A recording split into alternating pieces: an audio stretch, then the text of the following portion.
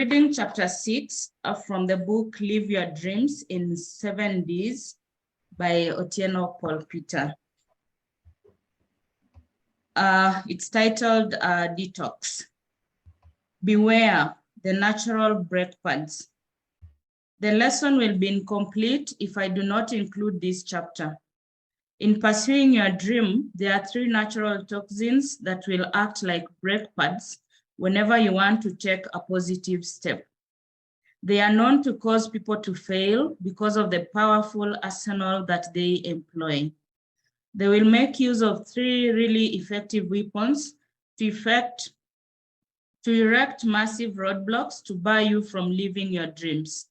Would you be able to guess who the trio are? Possibly not, but I'm here to let you know about them and thus fortify you enough so that you can defeat them and overcome possible hurdles they may create on your journey to success. In the history of success, there is no other powerful force as this that has killed so many dreams. The members of this team work harmoniously and meticulously in executing their mission and thus form the foundation of almost all failure. They delight in your downfall and remain laughing while you are sinking. A quote by Paul: "There is only one thing that makes a dream impossible to achieve: fear of failure." These are the greatest enemies you must defeat because there are only 2 choices. You either defeat them or they defeat you, and defeating you means failure. Failure in this case means failing in life and surrendering the pursuit of your dream, making it a mirage at best, a fairy tale. It means failing to finish what you started, the rest to your dreams. The trio I'm talking about thus far are fear, doubt, and worry. The chairman is fear. They walk together, work together, and whine together. If you notice one of them thereabout, know that the other 2 are waiting to pop up and are just hiding behind the curtain. I said to you that to be forewarned is to be forearmed.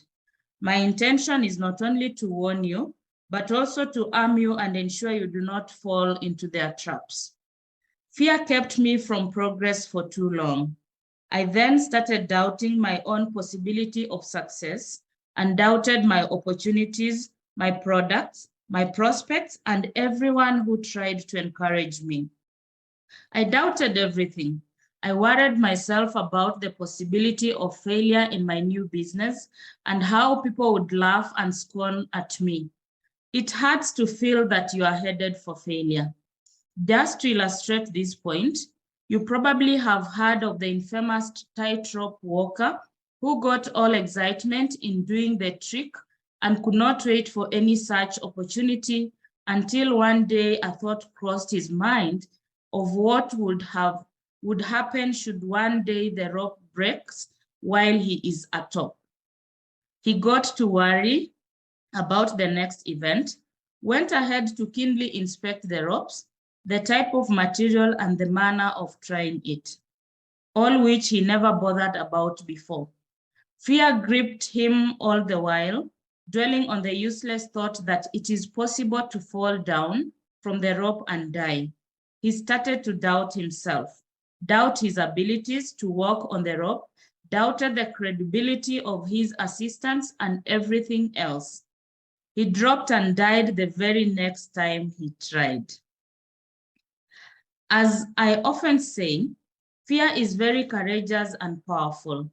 Unlike courage, which is fearful and timid, and thus must be nurtured and massaged, fear requires nothing of the sort. It will rise up to its own and go after the target. That is the way it is. It was named fear by mistake. Or so do I feel. Its attributes do not exhibit its name. You are the one to encourage your courage and frighten your fear. Learn this, and you are on the way to conquering it. After leaving college for about a year, together with some of my friends, we had brilliant business ideas. One of the ideas was to build a cleaning company and start small. Each one of us contributed a little cash. We registered a business, opened a bank account, and the future looked great. Did we get any customer? No. Did we look for a customer? No. Why? None of us seemed ready to go look for customers who could buy our services except one, at least theoretically, because he did not do it anyway. We were too cool for such stuff like going to look for customers, and of course, would be equally too cool to accept the benefits, I suppose. The idea died a still death. It was the same old fear. This time round, called fear of rejection. Where would we be today? Only God knows, but you can guess. Over 10 years have gone by. Next, a couple of years later, I joined network marketing, as I said before. It was a great idea whose time had come. I had tried to figure out a business I could do while still working on my full-time job until the business matures. This proved to be the best. This is because when I was leaving college, my goal was to be in business. I could not imagine myself waiting for 30 days before seeing income. I was used to income and income coming all the time because in college, I ran a printing and computer service business in my hostel room. It was a nice business that kept me living a good life in college. Moving it out of college definitely required a huge amount of capital, which I had not set aside due to my myopia. And because I did not want to go live with anybody, relative or otherwise, I had to look for something to do to earn a living. Business was my first choice, but having failed in ideas and capital, a job, at least a temporary job, was the quickest option. Yet, going to employment, I was determined to only go there to look for money for starting my own venture. It did not take time before realizing that I would never get the money I required so easily. Story for another day. But you can guess, I even registered an ICT business, which never picked because my job required me all the time, besides being unsure about how I would acquire customers. A quote here by Nelson Mandela. I learned that courage was not the absence of fear, but triumph over it. The brave man is not he who does not feel afraid, but he who conquers that fear. Again, fear was a major factor in starting this business agenda. I went back to college for master's degree as if to kill time trying to figure out how to be in the business world. Going back to college was good, though it is the easiest choice which everyone seems comfortable with. It exposed me to the concept of information age and information industries and the likes. It was at this point that the network marketing was presented to me, and I quickly realized its attributes conformed to the information working ideology. I jumped in. I was in business as I had wanted and still keeping my job. The business, I soon realized, was not going to work itself out. I had to still do my bit of selling.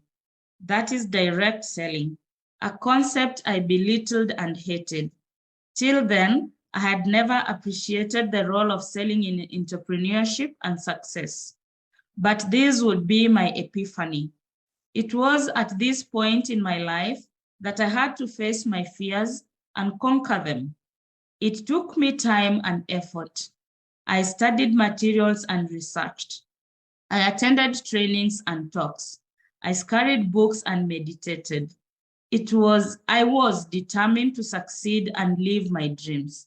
Nothing was going to stop me.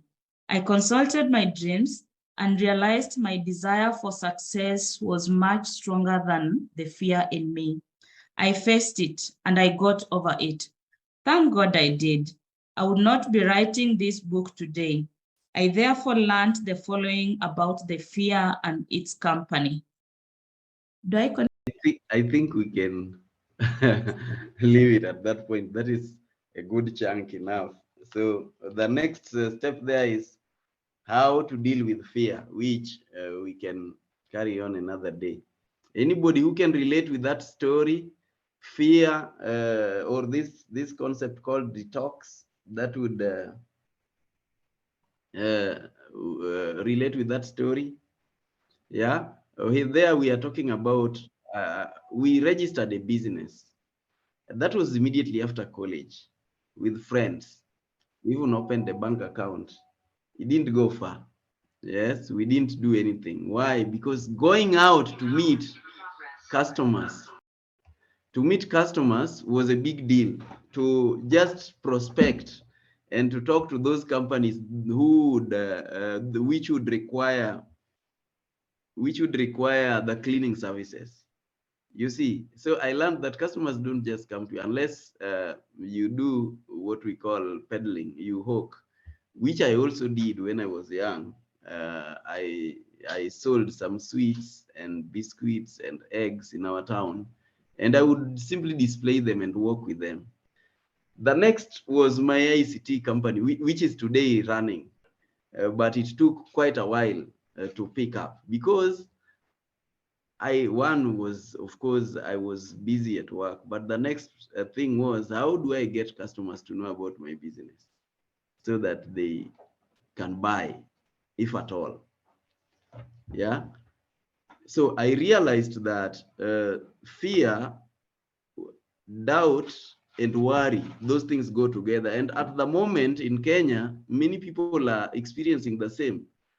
Fear about the future because of the finance bill, worry about economy, and all the doubts about our capacity to still keep our lifestyle, to still live according to our goals or expectations. So this is a common thing. This is a common thing, and I know each one of us should be able to relate. And unless you are going to find a way to overcome that particular hurdle, then you will not be able to go far. You will just see roadblocks.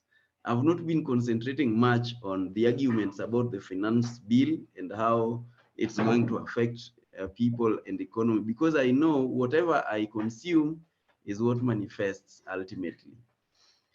Yes, anyone would like to share something related to that or to give a comment from that particular section we've read? Who can relate before we start sharing on how do you deal with it, or how did you deal with it? Yeah.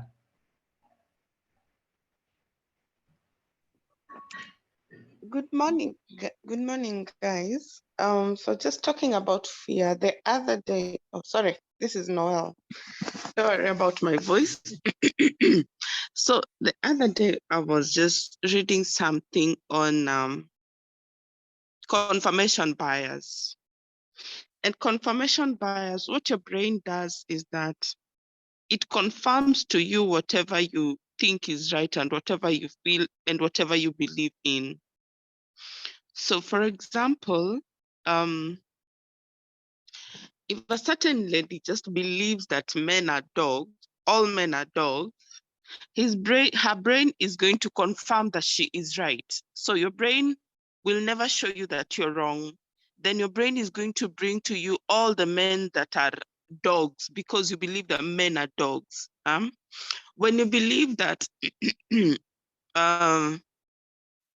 that the economy is so hard, like everything is so hard, your brain by the way is going to confirm to you and bring to you and just show you, by the way, it is very, very true. I'm a crisis pregnancy counselor, and you realize that there are ladies who just fear that they are pregnant. They're not pregnant, but they fear they're pregnant. And because they fear that they are pregnant, their brain confirms. So you wake up with you wake up with what is it called? Morning sickness. You suddenly start puking. You suddenly start hating the smell of fried onions. You suddenly start hating some smells and everything. You're not pregnant, but your brain is just confirming to you that, by the way, whatever you said, it is so true. And I believe that is how everything else works. If I start saying that, if you say you're sick, you're right. If you say you're not sick, you're right too. Mm? So out of the abundance of the heart, the mouth speaks. Whatever you feed yourself, whoever you hang out with, I mean, one thing well, I'm saying this with all due respect, but don't take it wrong. I love Otieno Peter. And the reason I love him is if you talk to Otieno Peter, I have spoken to Otieno Peter, we talk a lot.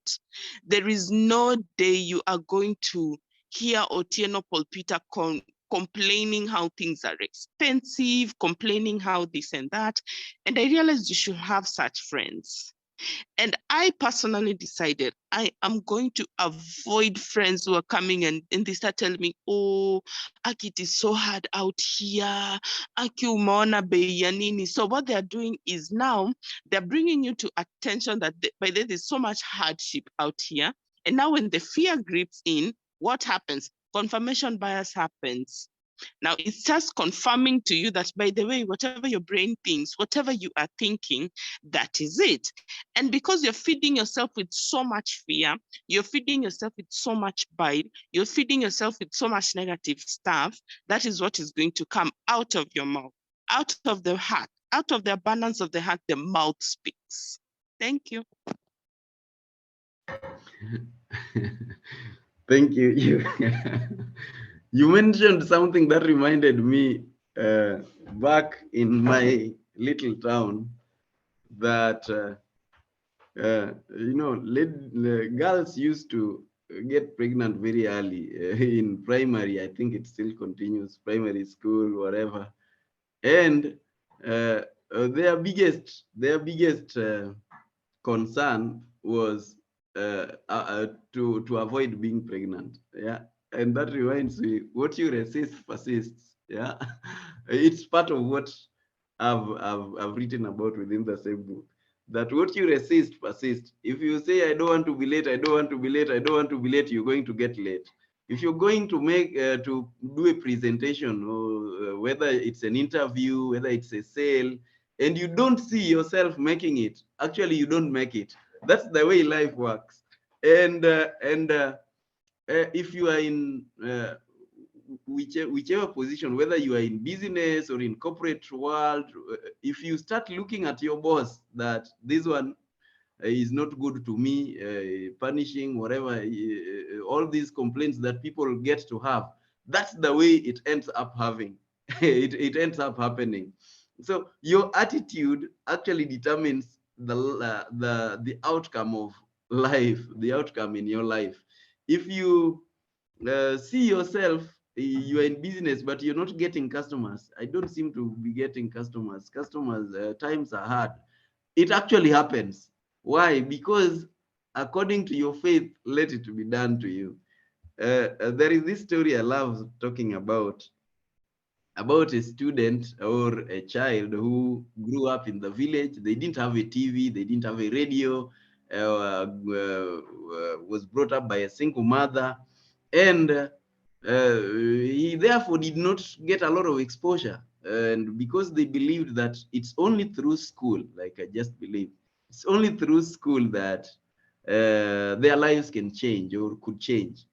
So the mother tried hard, was selling some chapatis or these things that people sell next to the road, and would wake up early, work hard, sell, and get some money to keep her son in school.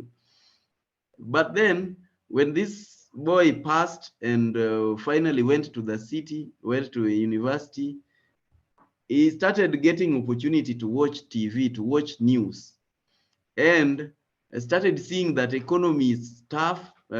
businesses are folding, things are not doing very well, he started worrying.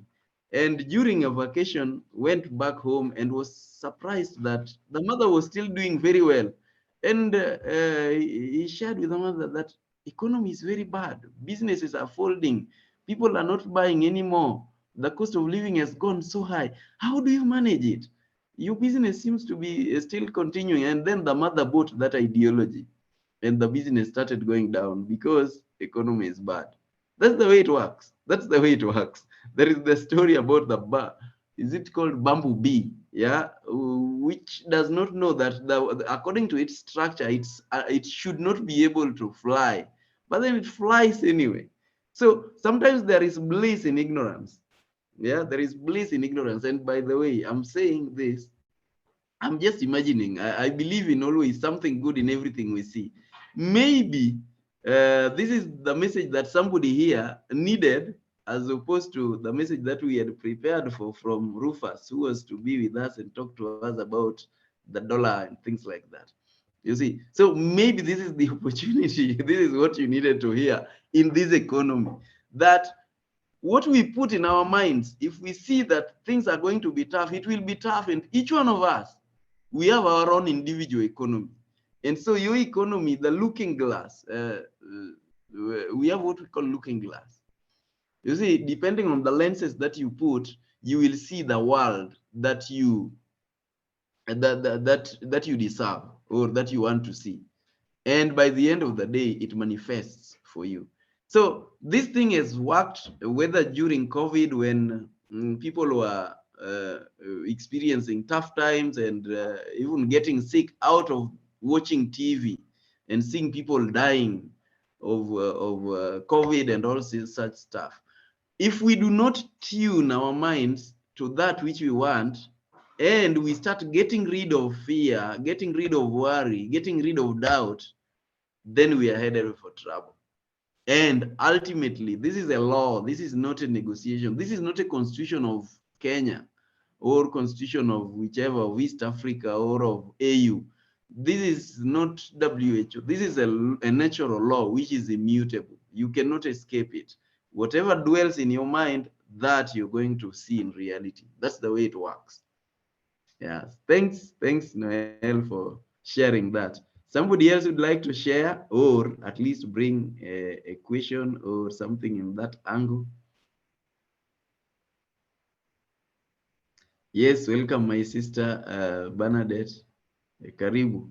We do have such discussions. Yes, somebody else would like to comment on the same?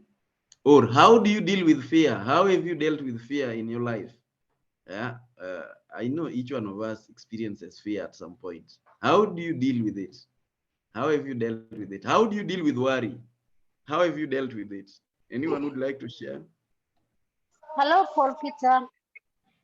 Yes, Catherine. It's Christine. Oh, that's Christine. I saw the name Catherine also flicker on the screen. Yes.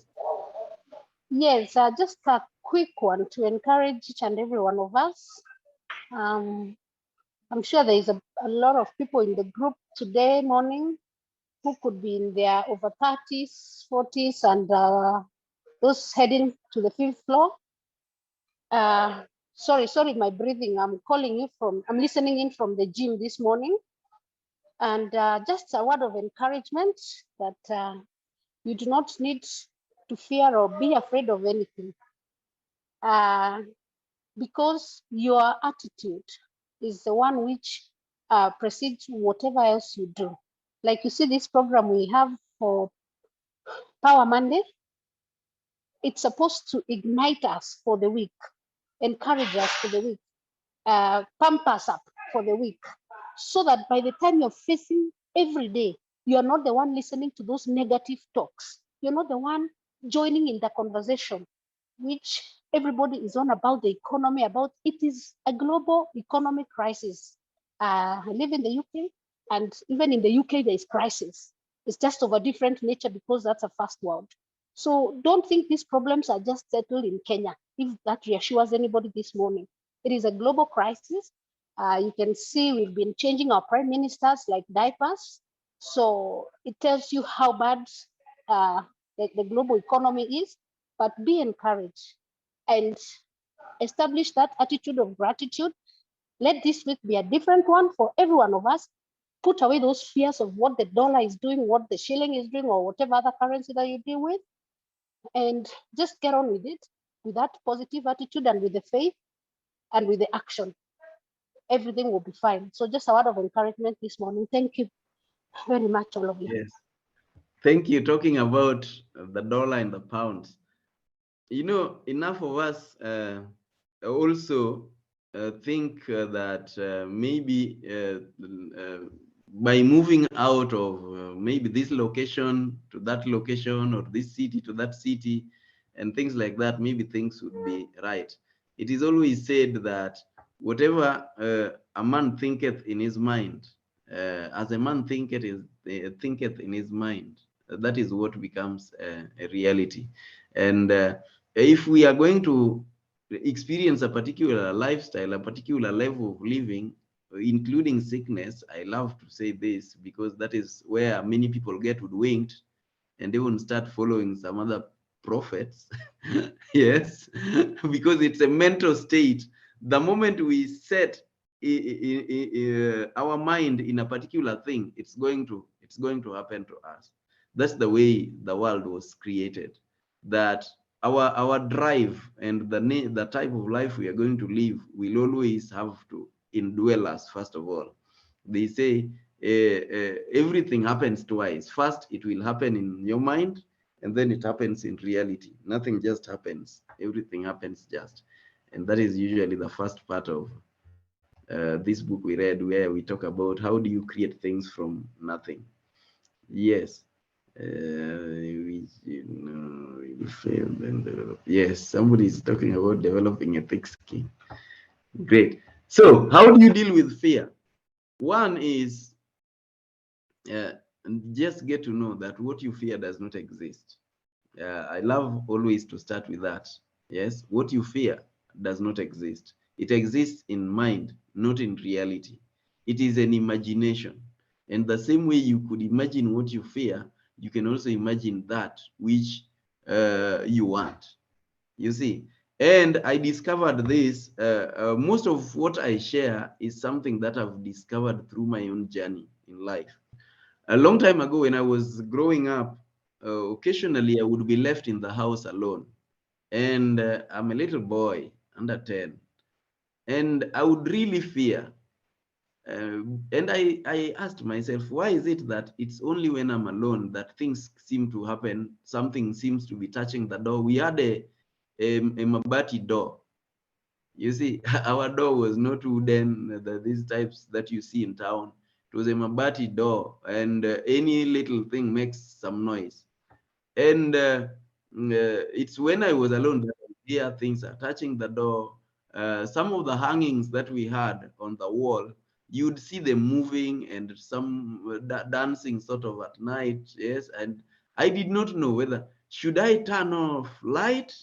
That is, we had a lamp. Yeah, I have no idea whether I should switch turn off light so that nobody can see me from outside, or should I keep it on so that I can see what is coming to it? And those thoughts would occupy my mind until one day I said, but it's the same place, it's the same house.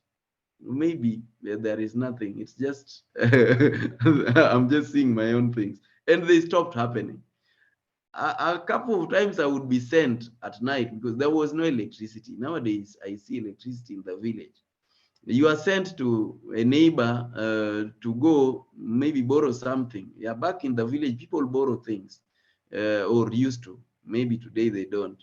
You start cooking, then you realize that the flour you have, the unga that you have, is not enough.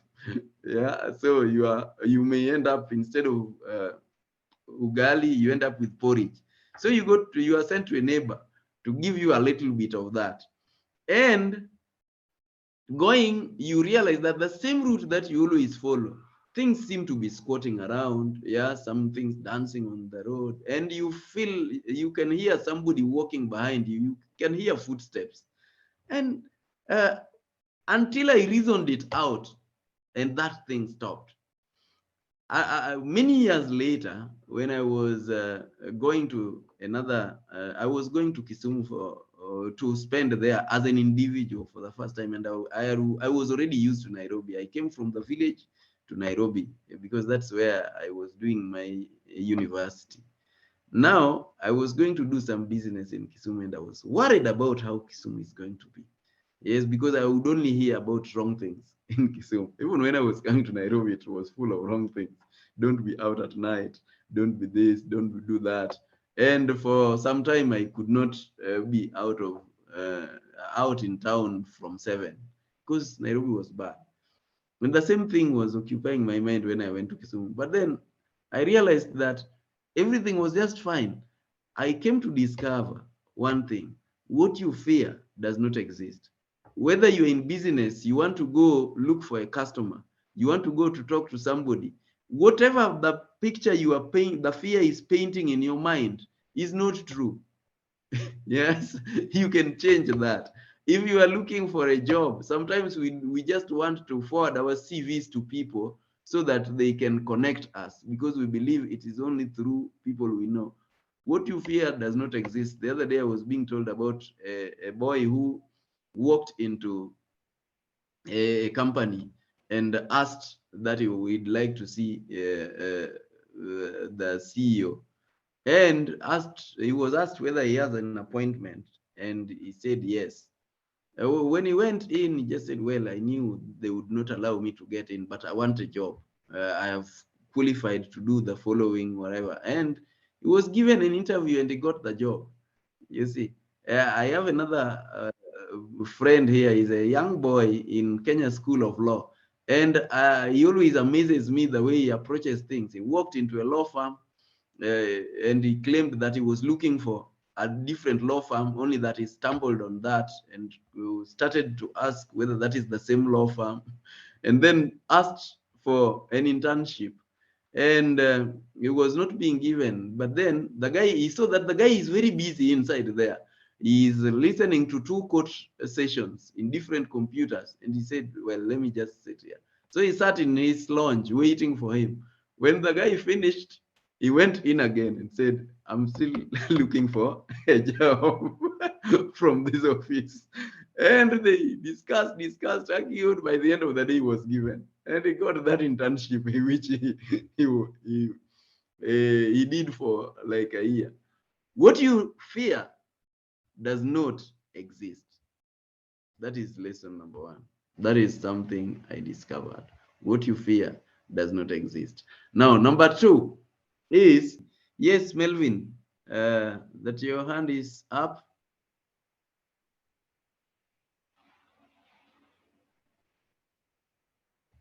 You unmute the audio.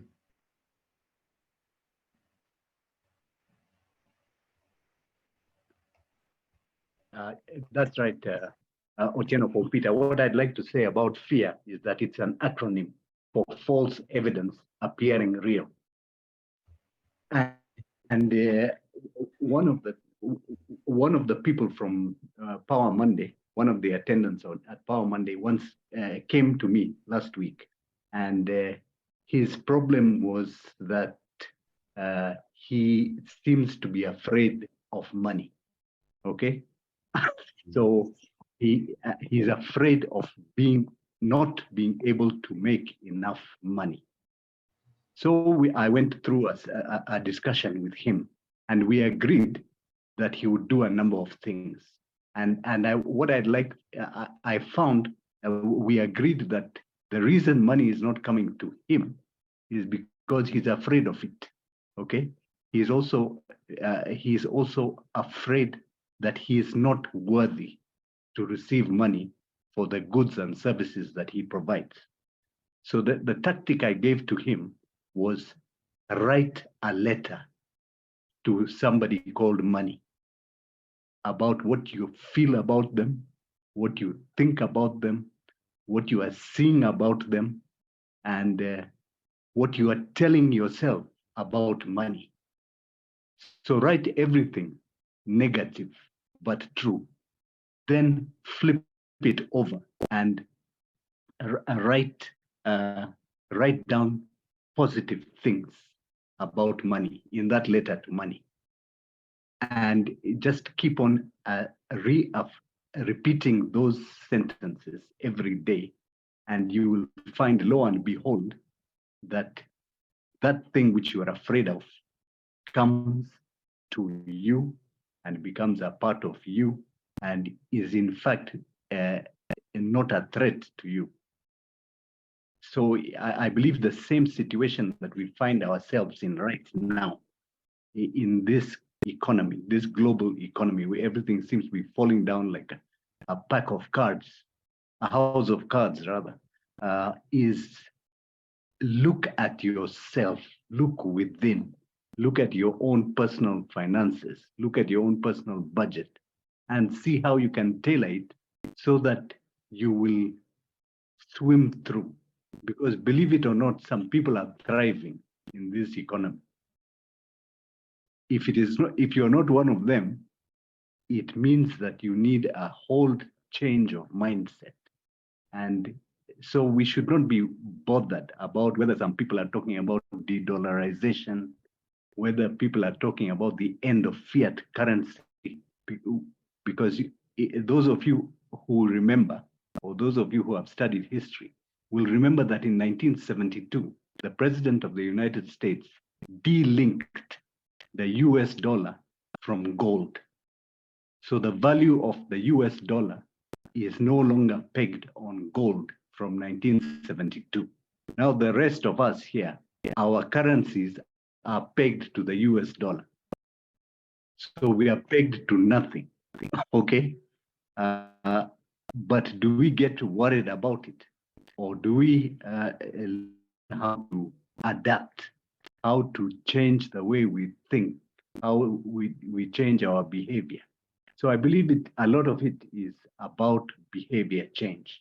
And going forward, I want all of us in this particular space of Power Monday to grow in a belief in yourself, in your ability to exercise your talents for the good of mankind, for the good of the planet, and for profit, so that your activity is sustainable. Those are my 2 cents, OPP. I believe Bernadette has her hand up. Thank you. You remind me. For people who don't know, that is Melvin Lima. Melvin is a money guy, and he reminds me that if you call a pastor, for example, he can't avoid talking about Jesus or so if Melvin is going to contribute, he's got to talk about money.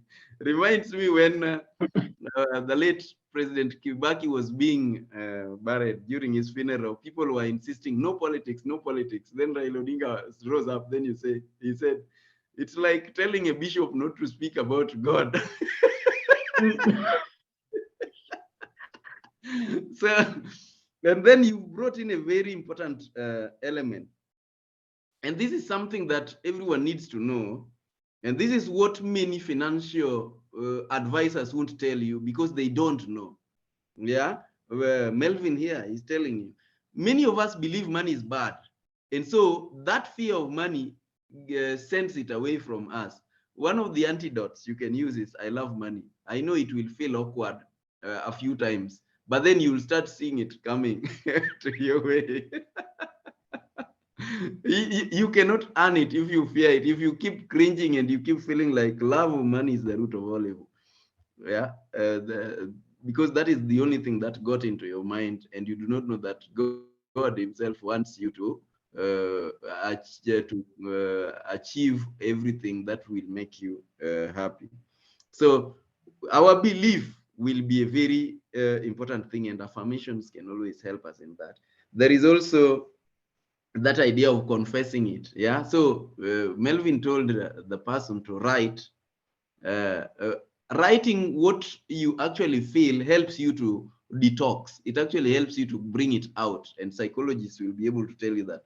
Now, trying to convert it to be now the positive side and confessing that again and again is like you're reformatting your virus-filled brain or mind and bringing in the right software that will be able to work for you. So you've got to remove that fear. What you fear does not exist. There is Milka Muchai who is asking a very long question there. When do you say enough is enough? Because now, Milka, in short, we must stop focusing on the negative things in the society, because each one of us, that's what I was saying, each one of us has a society around us, and it is in your mind. And that's why many people will always fall victims of the bad news of TV and everything. You are always aware about all the bad things that are happening around you.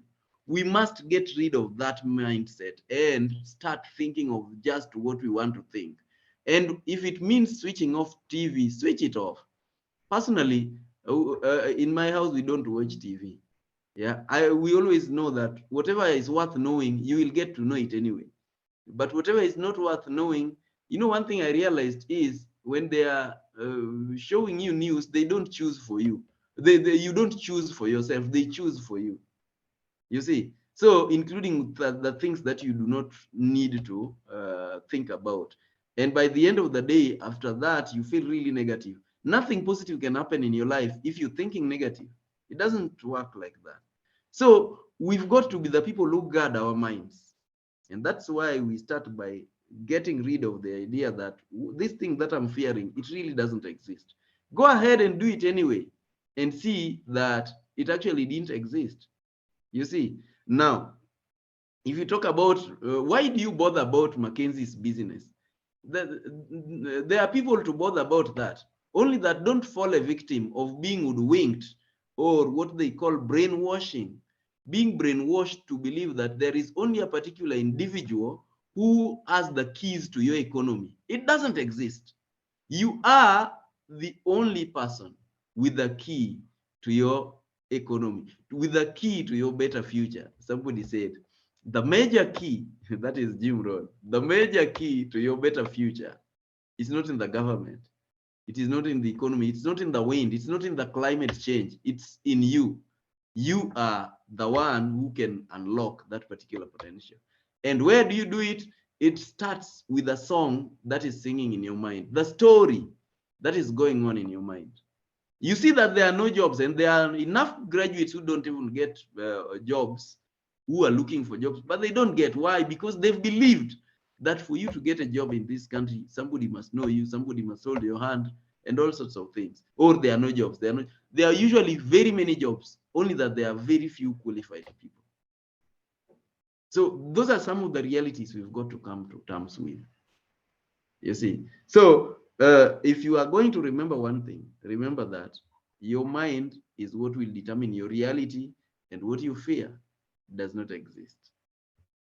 Does not exist. Yes, I don't think there is any other question. I love the statement, never build a case against. Yes, you can't build a case against yourself. Yes, Bernadette. My Thank you, Bernadette. brother. Yes. Yes, good morning. Good morning. Good morning. Yeah, it's nice to be here. I've really enjoyed. I've learned a lot. Apparently, this is my first time to log in. I've been receiving invites, but I don't know what happened on Monday. So I'm glad. I think this is the day that the Lord has made. So I just wanted to share a technique on fear, on sometimes how to face fear, because the experiences that we've been through sometimes put us in a place to fear certain things. For example, if you are very neglected as a child, you will always fear to be abandoned. So what happens is that when you become an adult, you tend to please everybody so that they do not abandon you. You're pleasing your friends, you're pleasing your bosses, you're pleasing everybody around you, because you think that by sacrificing yourself is the only way to keep them up. And I just wanted to share a technique that has been tried, that sometimes that which you fear, you just need to face it. They call it flooding. Let's say, for example, somebody fears being around snails. Yeah, so you need to flood their space with snails. And then within no time, they realize, kumbe, these things don't bite. And by the time they are done, they will have overcome that fear because they will realize that the imagination they had, the thoughts they had were just that. They were just thoughts. It was nothing real. So that is one way to overcome that, to overcome fear. And my plea to all of us is that which you fear, whether it is to go out there and make a sale, step out, go and make a sale. The first person will probably bang the door on your face. The second person may reject you. You might actually make that sale when you're doing your third attempt. And that's basically how you will overcome the fear of being rejected by your prospects. So my encouragement to all of us is that we need to get into a space of flooding ourselves with that which we fear, whether it is fearing to meet new prospects, whether you're fearing to venture into that business, whether you're fearing to, just try that new thing that you've really been thinking about. Just go and get into it. And along the way, you will realize, kumbe, it's doable. You are just afraid. That's all I wanted to contribute. Thank you very much. And awesome. I have loved everything about this session. Thank you, Irene, my sister. Yes, good to see that you're in for the first time. And we always do this every Monday, so you can always set your alarm. And we have a WhatsApp group. I've put a link there that people can use to give information, then they'll be added. Great. So I think our time is up. Oirimu has brought in something very important. Do it, flood yourself. And that was going to be my next point in how to deal with fear. That mind your business. Mind your business. I have a story related to that when I started my business of network marketing. The first person I was going to sell to was my HR manager. And I contended with that particular thought. What will they think about me? Whatever, all sorts of things. Then I said, I think I was reading some book. And then that statement popped up, mind your business. And then I realized the moment you stop minding your business, you'll be minding somebody else's business. And guess what? It won't help you to mind some other people's business. Just like minding Mackenzie's business, minding the government, maybe the government, the corrupt government officials' business, or the courts, the judges' business. No. Just mind your business. Go do what you are supposed to do, and don't mind what they are going to say, what they are going to. No, just think about yourself. Mind your business. Go do it, and things will work for you. Thank you for contributing that. It's already 8:15, and so I think it's been a good day. There is always something good in everything you see.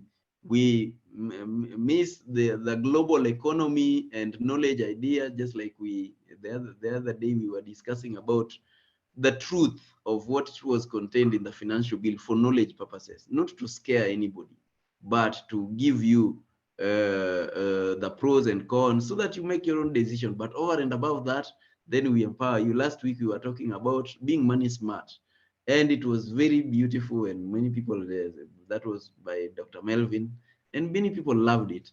And so today we were discussing, therefore, if this is the first time, by the way, in 3 years that a speaker has not been able to log in. The very first time. It's never happened. And people like Melvin will be able to confirm for you, Antonia here, Noel, and the people who've been here. Never. Yeah, so this is historic. But then in this same book that we were reading, in chapter 2, where we talk about determination, I always talk about always have plan B, plan C, plan D. You never know. It's always helped me. This was supposed to come next week. Thank you all, and I'd like to wish you the best. Antonia, any announcement?